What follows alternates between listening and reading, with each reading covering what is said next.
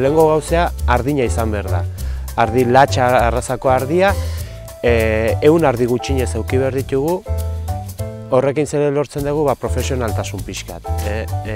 Bestela beti lau bost ardikin bakiuze gertatzen den atzenen. Artzai guztin arten egiten duguna da paisa guzti hau. Da lehen esan dezu ze politia da hau. Eta hau lortzen da atzenen lan egin da. Eta lan hori reflejatzen da askotan premio batzutan, baina bueno, gure premio handina da atzen baten jendek ikustea guk zer egiten dugu.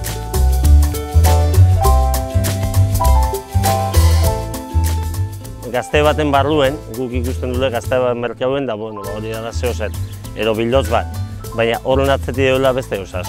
Uzula familia batzuk egiten dara bier asko, larre batzuk zeintzen diela, normalien transgeniko barik edo produktu naturalak egiten dule bier gehienok, eta aldanik itxien erositek kanpoko produktuek eta ibiltzen gehiela. Bertako produktuekin, bertako ingurumena zeintzen, eta batez be, egiten alana da Euskal Herri guztireko, ende 20 sozio bueltan batzartzi pentsatu oso importantia dela, eta gero zerbizio asko moten duelako, eta bakotxa erabateko egielako eta pastore ezberdin egielako, eta dan alkartzi oso zaila delako.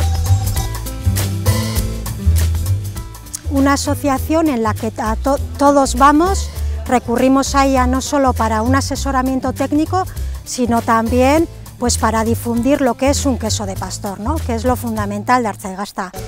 El trabajo es lo principal, ayudamos a mantener nuestro medio ambiente como está. No entendemos de marketing, nosotros no somos vendedores, nosotros no somos comerciales, diríamos, ¿no? Lo que somos pastores. Entonces, claro, esa ayuda que recibimos desde Artzaigasta pues es fundamental.